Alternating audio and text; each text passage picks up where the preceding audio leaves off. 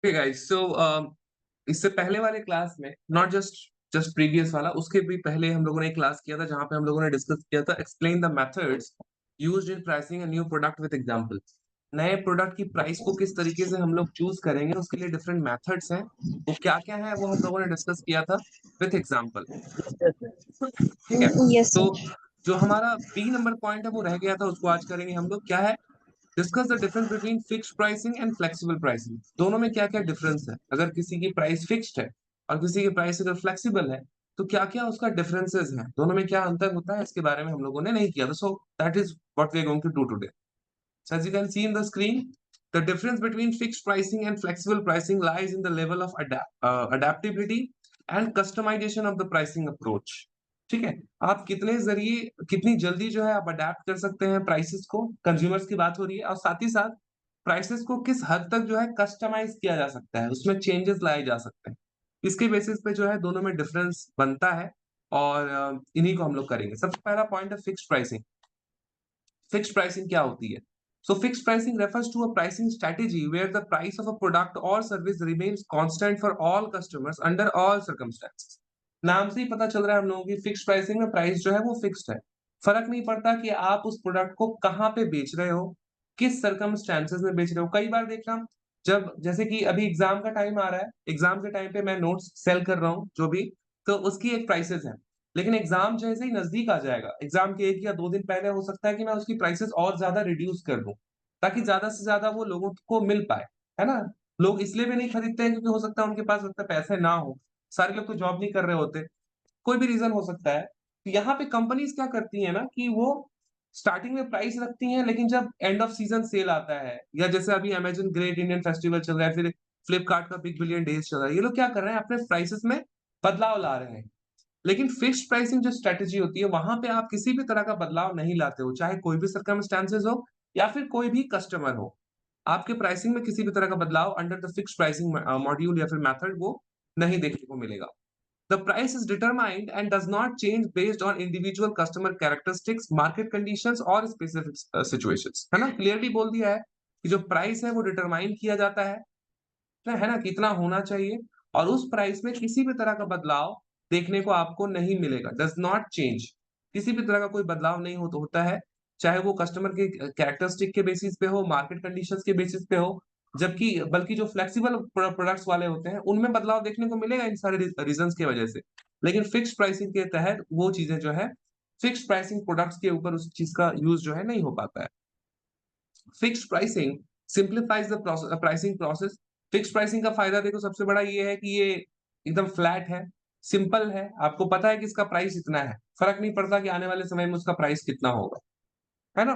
तो वो फिक्स है, आपको पता है कि इसका प्राइस ना कम होगा ना ज्यादा होगा, आपको लेना है तो इसी प्राइस पे लो, नहीं तो फिर मत लो। तो वो एक जो प्रोसेस है वो काफी सिंप्लीफाइड है, इजी है। For example, a retail store selling clothing may have fixed prices for all items on the shelf। तो वो क्या करेंगे, सपोज एक शेल्फ है, मतलब एक रैक जो कहते हैं, सपोज एक बहुत बड़ा सा रैक है जहाँ पे बहुत सारे कपड़े वगैरह रखे हुए हैं, तो उन लोगों ने शेल्फ वाइज उसको डिवाइड कर दिया है कि इस शेल्फ में आप जो भी सामान उठाओगे वो 350 का पड़ेगा, उस शेल्फ में आप जो भी सामान उठाओगे वो आपको 500 रुपीज का पड़ेगा। तो वो लोग फिक्स कर देते हैं, ठीक है ना? That is fixed pricing. Now we will talk about the flexible pricing module. यहाँ पे क्या होता है, नाम से पता चल रहा है कि यहाँ पे प्राइसेस जो है फ्लक्चुएट करेंगी, फ्लेक्सिबल होगा, कभी आपने ज्यादा कर दिया, कभी आपने कम कर दिया। कई बार मेरे साथ ऐसा हुआ है कि मैंने अमेज़न से कोई चीज़ ऑर्डर किया है, और ऑर्डर करने के 1 या 2 दिन बाद जो है उसकी प्राइसेज़ में 2 से 300 रुपए का जो है रिडक्शन देखने को मिला। ठीक है, 200 से 300 रुपए का अचानक से रिडक्शन हो गया, तो मैं क्या उस प्रोडक्ट को रखूँगा? डेफिनिटली नहीं रखूँगा, मैं उसको चेंज करा लूँगा। मैंने उसको कैंसल करा करके वापस से नया जो कम प्राइस में जो था, जो प्राइसेज़ रिड्यूस हो गया था, उस प्राइस से फिर मैंने ऑर्डर किया। तो फ्लेक्सिबल प्राइसिंग का फ़ायदा ये होता है कि जनरली आप वेट करते हो थोड़ा कि प्राइसेज़ जो है गिरे, उसके बाद में खरीदो, क्योंकि as per the market situation जब डिमांड देखना बहुत ज़्यादा मार्केट में नहीं होगा, तो प्राइसेज़ वो लोग घटा देते हैं, क्योंकि उनका सेल तो हो ही नहीं रहा, तो प्राइसेज़ बढ़ा के क्या फ़ायदा? घटा देते हैं। या फिर इस तरह के माहौल में जब उनको अपना स्टॉक निकालना रहता है, big billion days, Amazon great Indian festival, इस तरह की चीज़ों में जब उनको अपना स्टॉक खाली करना रहता है, तब वो लोग प्राइसेज़ को काफ़ी हद तक रिड्यूस कर देते हैं। ठीक है? सो फ्लेक्सिबल प्राइसिंग यहाँ पे वो होती है। Okay, so flexible pricing, also known also known as dynamic pricing, as variable pricing, ठीक है, दोनों सेम ही है, डायनामिक प्राइसिंग या फिर वेरिएबल प्राइसिंग दोनों सेम है। Involves adjusting the price based on various factors. क्या कर रहे हो आप यहाँ पे? आप प्राइस को एडजस्ट कर रहे हो on various factors such as customer demand, customer की डिमांड के हिसाब से। जब बहुत ज्यादा डिमांड है तो आपने प्राइसेस थोड़ा ज्यादा रख दिया, क्योंकि आपको पता है कि कस्टमर तो लेगा ही, क्योंकि डिमांड ज्यादा है, ठीक है। मार्केट कंडीशंस हो गया, एंड उसके बाद आपका सीजनैलिटी हो गया, किस सीजन में आपका प्रोडक्ट ज्यादा चलता है। आपका आपका प्रोडक्ट अगर कोई ठंडी की चीज में ज्यादा चलता है, तो गर्मी के टाइम पे आप उसका प्राइसेस कम करके रख सकते हो ताकि वो बिक जाए। लेकिन ठंडी के टाइम में तो आपका प्रोडक्ट लोग खरीदेंगे ही, क्योंकि आपका सीजनल प्रोडक्ट है, ठंडी में ही ज्यादा बिकता है वो, राइट। सो वो हम लोगों को करना होता है। तो सीजनैलिटी के बेसिस पे, इंडिविजुअल कस्टमर कैरेक्टरिस्टिक के बेसिस पे प्राइसेस को जो है फ्लक्चुएट किया जाता है। 1 मिनट गाइस जरा सा।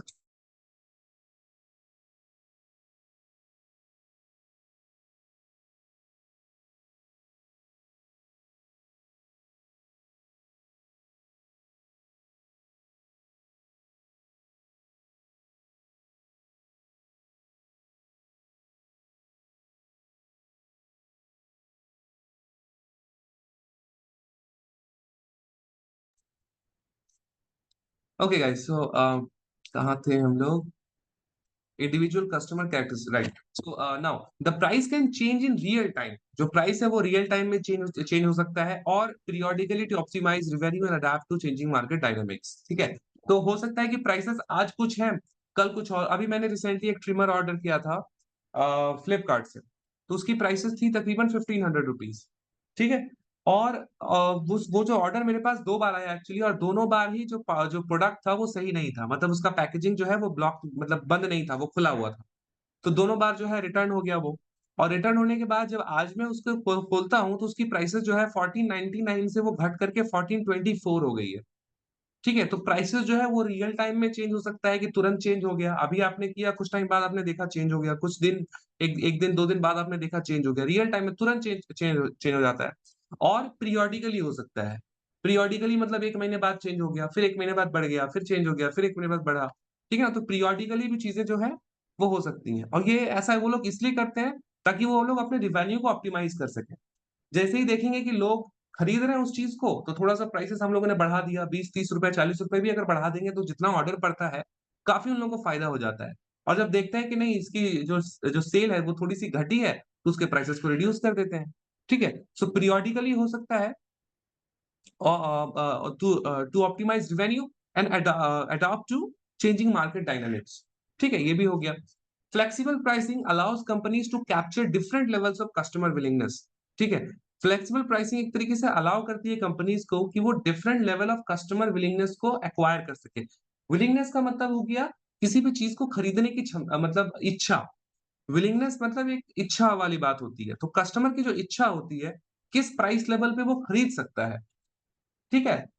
मैं इक्विटी शेयर मार्केट का एग्जांपल दूंगा। इक्विटी शेयर मार्केट में देखना, लोग बैठे हुए रहते हैं कि इस प्राइस में जब शेयर की प्राइस आ जाएगी तो मैं उसको खरीदूंगा, ठीक है। तो उसके पीछे भी रीजन होता है, हालांकि। जस्ट अ सेकंड, मैं थोड़ा पानी पी लूं।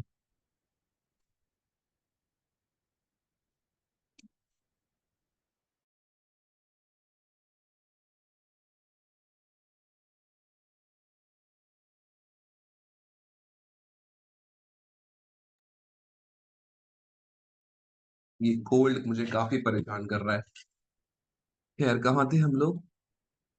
Flexible pricing allows companies to capture different levels of customer willingness, ठीक है। जैसे कि मैंने 1500 रुपए में खरीदा, और जिस व्यक्ति ने पहले ही प्राइस देख करके रखा है कि इसका प्राइस गिर करके एक टाइम पे 1400 रुपए भी हुआ था, तो वो क्या करेगा, वो उसको कार्ट में डाल करके वेट करेगा कि जब उसका प्राइस 1400 हो जाएगा तो खरीदूंगा। समझ रहे हो आप? या फिर उसका प्राइस अगर 1200 हो जाएगा तो खरीदूंगा। क्योंकि अगर मुझे पता है कि ये सामान 1200 रुपए में ऑलरेडी पहले बिक चुका है, तो मैं उस प्राइस लेवल तक का वेट करूंगा कि उस प्राइस लेवल पे आ जाए, तो मैं उस चीज को खरीद लूं। हालांकि बहुत ही हेक्टिक जॉब है, आसान काम नहीं होता है कि डेली चेक करते रहना, बट कई लोग ऐसा करते हैं, ठीक है। अब जैसे मुझे पता नहीं था कि जो मैंने रिसेंटली शायद एक प्रोडक्ट खरीदा था, शायद क्या, आई थिंक मेरा ओवन ही था। ओवन ही था, ओवन की प्राइसेस तकरीबन 3500 या 3600 रुपए के आसपास थी। लेकिन अचानक से उसकी प्राइसेस जो है वो घट करके आपका 3000 रुपए के आसपास अगर हो जाए, मान लो, तो आप क्या करोगे? तो आपको पता रहेगा कि आपका कट गया है। तो आप इंतज़ार में बैठे रहोगे, आप उसको कैंसल करा दोगे, फिर इंतज़ार में बैठे रहोगे कि चलो जब प्राइसेज़ ₹3000 के प्राइस लेवल को टच करेगी तो ही फिर मैं उस चीज़ को खरीदूँगा। ठीक है? तो ये भी देखने को मिलता है। तो हर कस्टमर हर प्राइसेज़ को देने के लिए तैयार नहीं होता है। वो कस्टमर की विलिंगनेस होती है कि वो किस टाइम पे किस प्रोडक्ट को खरीदे, किस प्राइस पे किस प्रोडक्ट को खरीदे।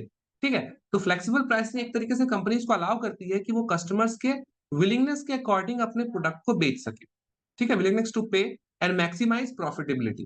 For example, airlines often practice flexible pricing by adjusting ticket prices based on factors like seat availability, time of booking and demand during peak travel periods. ये देखने को पक्का मिलता है।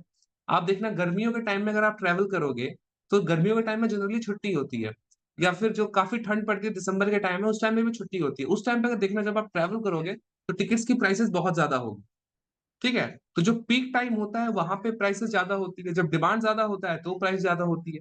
टाइम ऑफ बुकिंग अगर आप अपने टिकट की बुकिंग 3 महीने पहले कर रहे हो, तो देखना उसकी प्राइस कम होगी।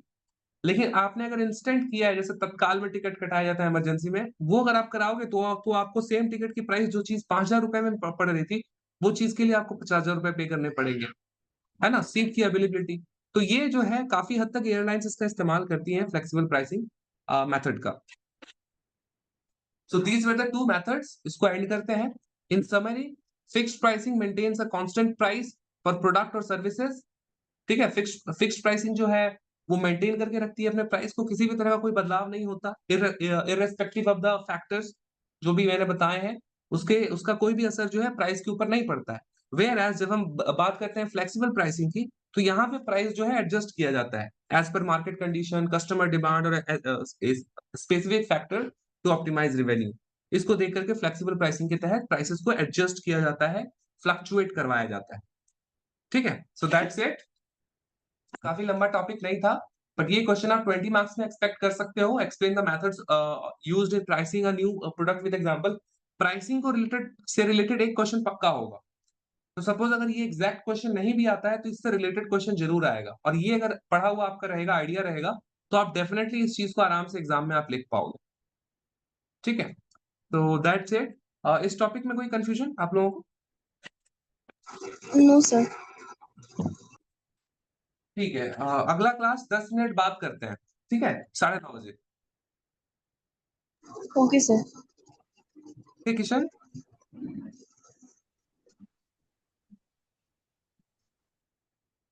ओके, आई थिंक किशन को आवाज़ नहीं आ रही है। खैर कोई बात नहीं। तो 9:30 में हम लोग अगला जॉइन करते हैं 8 मिनट बाद, 8 मिनट बाद हाँ, 22 हो रहा है। ओके सो कुछ टाइम ओके बाद सर। फिर वापस से जॉइन करते हैं, मैं बताता हूँ। ठीक है then bye. Okay sir, bye.